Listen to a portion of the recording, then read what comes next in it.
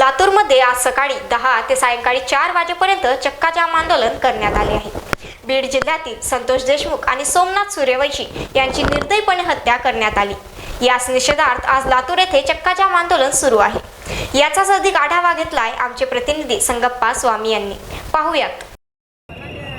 नमस्कार, स्टार महाराष्ट्रामध्ये मी संगप्पा स्वामी आपल्या सर्वांचं स्वागत करतो। आता आपण आहोत लातूर शहरामध्ये पुण्यश्लोक अहिल्यादेवी चौकामध्ये आज या ठिकाणी चक्काजाम आंदोलन केलेलं आहे। याचं कारण आहे की बीड जिल्ह्यातले संतोष देशमुख आणि सूर्यवंशी यांची निर्गुणपणे या ठिकाणी हत्या करण्यात आलेली होती। आज 1 महिना उलगडून गेलेला आहे, मात्र अजूनही काही आरोपी फरार आहेत। याच्याच निषेधार्थ आज लातूर शहरामध्ये जे चौबाजूचे चौक आहेत, आपण अहिल्यादेवी चौकामध्ये आहोत आता सध्याला। इकडं जर पाहायला गेलं तर 5 नंबर चौक आणि तिकडं राजीव गांधी चौक आणि इकडं गरुड चौक, म्हणजे पूर्णतः लातूर जिल्ह्यामध्ये येणारे संपूर्ण रस्ते या ठिकाणी ठप्प झालेले आहेत।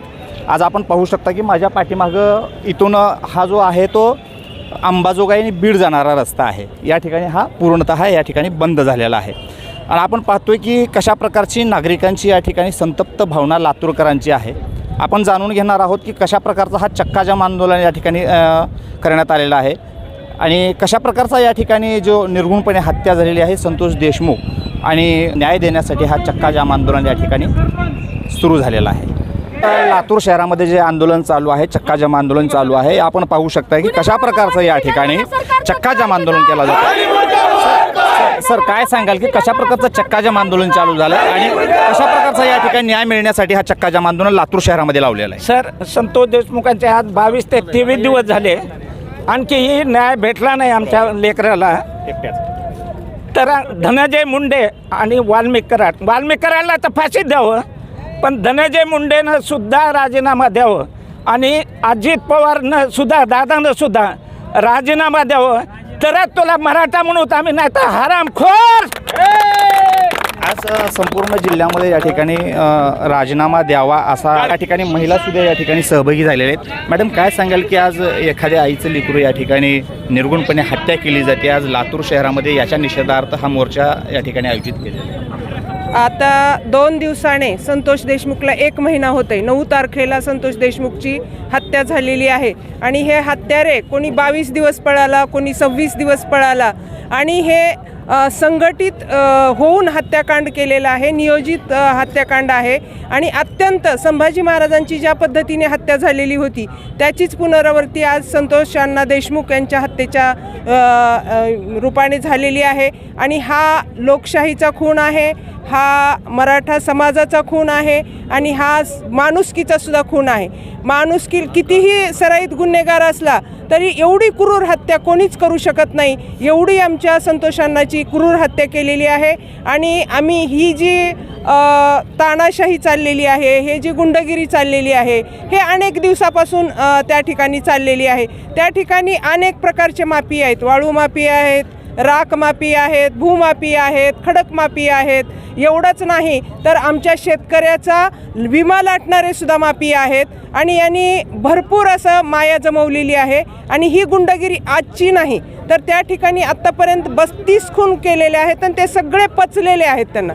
आता ह्या खुनामध्ये जे आरोपी आहेत, कुणावर 19 गुन्हे आहेत, कुणावर 10 गुन्हे आहेत, कुणावर 2 गुन्हे आहेत आणि ते सुद्धा गुन्हे म्हणजे खूप मोठे गुन्हे आहेत, खंडणीचे गुन्हे आहेत, खुनाचे गुन्हे आहेत आणि ही संघटित होऊन केलेली ही आहे। तर याच्यामधला जो छोटा आका आहे, जे की सुरेश धसांच्या भाषेत सांगायचं असेल तर तो छोटा आका म्हणजे वाल्मिक कराड, याला तर फासावरच चढवलं पाहिजे। घुले आहे, हे सगळे जे आहेत ते वंजारा समाजाचे आहेत आणि मराठा समाजाला टार्गेट करून आमच्या संतोषांनाला मारलेला आहे आणि म्हणून आमचा हा आक्रोश आहे। आम्ही वेगवेगळ्या पद्धतीने या ठिकाणी आंदोलन करत आहोत, तरीसुद्धा हे सरकार, विशेषतः अजित पवार त्या धनंजय मुंडेला पाठीशी घालत आहेत आणि एक नाही मंत्रिपद दिलं, तिथं 2-2 मंत्रिपदं दिलेत, घ्या तुमच्या उरावर बसवा, अशा पद्धतीचे एकाच घरामध्ये बहीण भावाला मंत्रिपद दिलेलं आहे। त्याच्यामुळे हा जो तपास आहे तो पारदर्शक नाही आहे। त्याच तपासात गुन्ह्यात असणारा माणूस मंत्री होतो,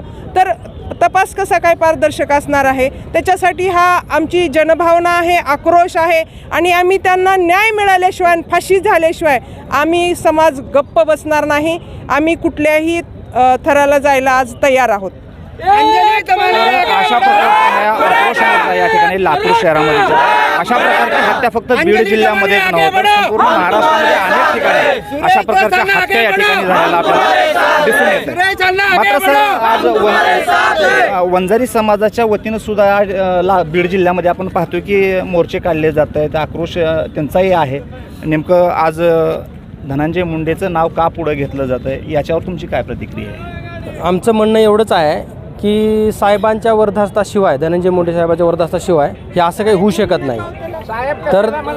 तर ती एवढंच म्हणणं आहे की त्यांनी वाल्मिक कराडला फासावर चढलं पाहिजे आणि हे जे सर्व आरोपी आहेत यांना फासावर चढवलं पाहिजे आणि धनंजय मुंडे साहेबांनी राजीनामा द्यायला पाहिजे.